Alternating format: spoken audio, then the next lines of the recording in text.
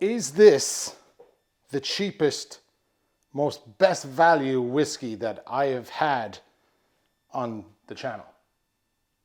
Also, a little bit of food for thought. Does good whiskey have to be expensive?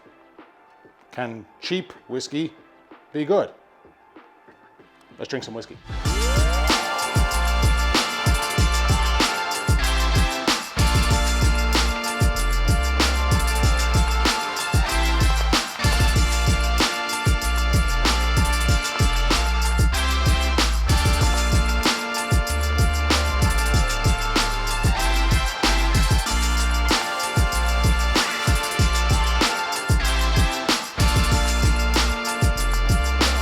Welcome to Whiskey and Whiskey. I'm the Whiskey Chaser Brian here, of course, in the wonderful Christy's bar, Kilkenny. I hope you're keeping well. It's been too long.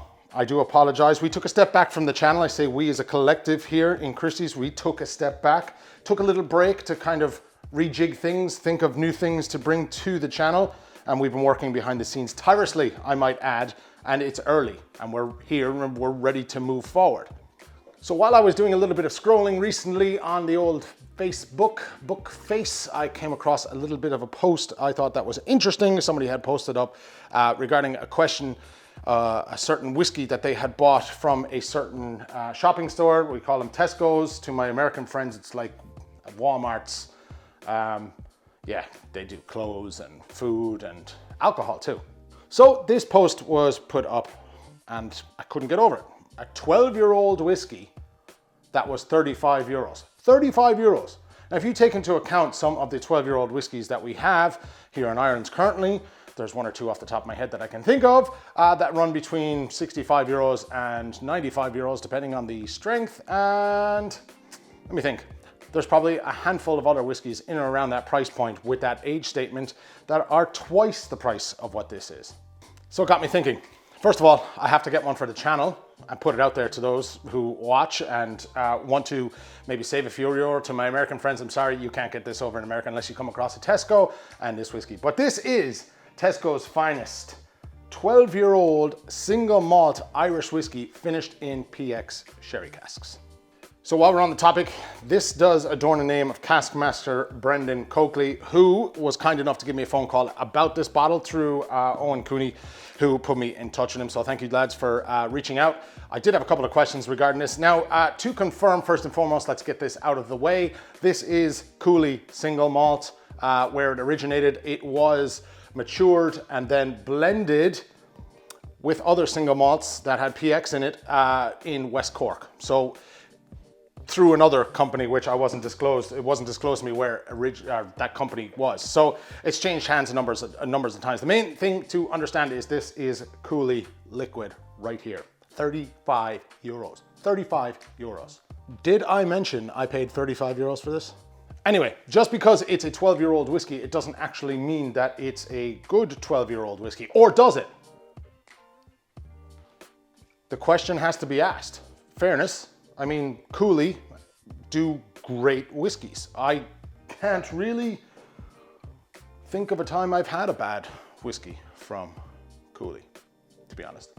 So this is actually a blend of two types. You have your single malt whiskey and you have a PX finished single malt whiskey that have then been blended together for the final product. The youngest of which was 12 years of age. There are much older whiskeys that are used in the blend here to kind of bring this forward.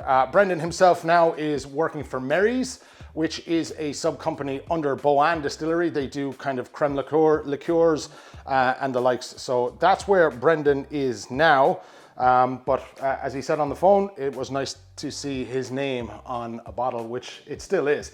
This was released back in 2019, or late 2019, early 2020, or late 2018, early 2019. I can't remember. It was late last night when we spoke, and I happened to dabble a little bit in another alcohol drink. So we have our fancy little Copita glasses here. We're gonna have a little drink of it. I should let you know this is bottled at 43%. Okay, once again, 35 euros from Tesco's finest. I did have to go and look. This is originally Cooley, a blend of two different types of whiskeys, single malt and PX finished. Single malt, 12-year-old is the youngest whiskey in this. There are much older apparently. Yeah, let's pour. I'm gonna let that breathe a little bit, and while I do, this made me think, if Tesco can bring out a whiskey for 35 euros, an age statement whiskey. Now I know Tesco would have buying power, I understand that.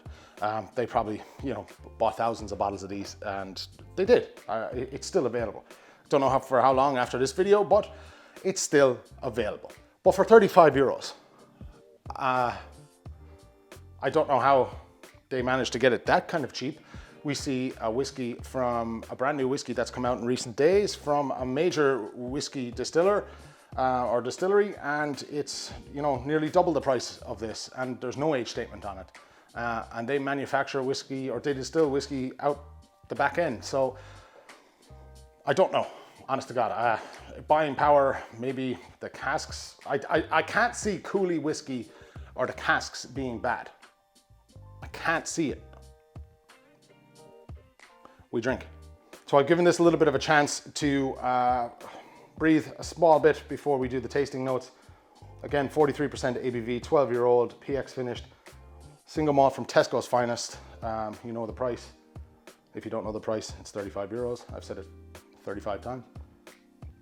So yeah, on the nose, a little bit on the light side, you're getting that PX nose straight away, the PX sherry notes, and combined with the single malt notes that you would expect to get from Cooley. So think orchard fruits, like more on the apple side than the pear side. There's a waxiness to the top of it as well, a little bit subdued on the nose. I find kind of more of those PX flavors kind of coming through a little bit more prominent than the orchard fruits. So maybe just a hint of cherry. A little bit of those juicy notes mixing in. It's quite nice. Almonds, and your typical kind of PX dried fruit notes. Hint of raisin, hint of dark fruits. Not overpowering by any means, quite subtle. 43% ABV, quite the drinker. So yeah. I tell you what though, the nose is quite nice. Let's have a little sup, snodge it. Okay, the palate, first thing that hits the tongue is that amount of spice, like a chili spice, more significant than a white pepper spice. A little bit on the burny side, no alcohol whatsoever. I'm getting oak, I'm getting almonds, I'm getting a lovely, lovely cherry sweetness to it, and a lovely vanilla. The PX is doing wonders there. You also do get, I'm getting the Cooley malt is lovely. I think that's quite well balanced actually between the nose and the palate. The only thing, we'll have another sup actually before I give you my thoughts. Sludge it. A little bit of bitterness on the end. That kind of oaky note, maybe a little bit tanniny. But your vanillas, your cherry, your PX flavors, think dark fruits, combined, again, the Cooley malt coming through shining nicely. The orchard fruits, think more apples than pears, follows through.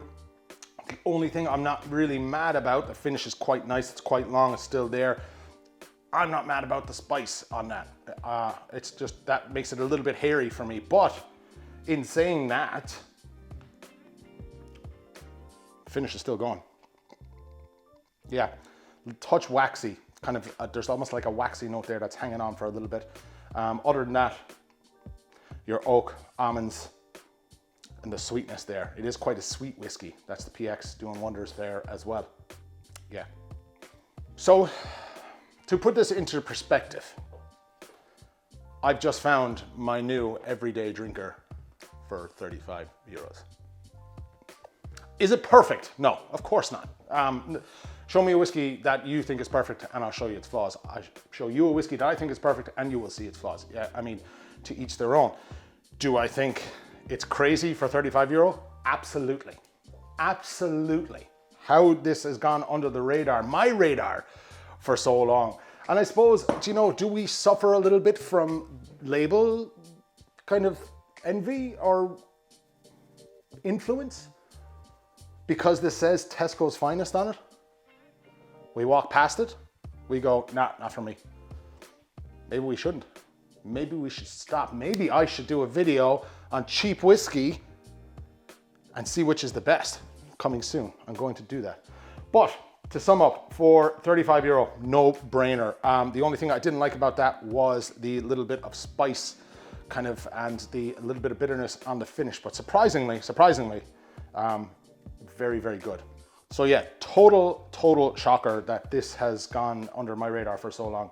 I do enjoy it. I did enjoy it. I will be purchasing another absolutely €35 no-brainer, kind of everyday kind of drinking whiskey. And for those that have a Tesco in your county, we don't in our Kilkenny for some reason. We have 2 Duns that are absolutely massive, but we don't have a Tesco's. So for those that have a Tesco, lucky.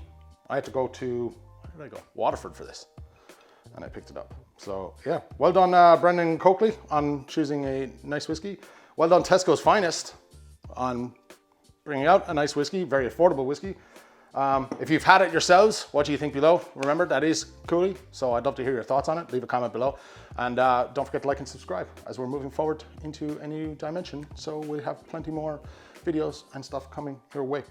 Thanks to the lads here in Christie's who are not actually here, but they let me work away first thing in the morning and said, no, we don't have this whiskey behind the bar, but you bring in your own and go ahead your best. And I have. So thanks to the lads in Christie's for the backdrop. And yeah, we'll see you in the next episode of Whiskey and Whiskey.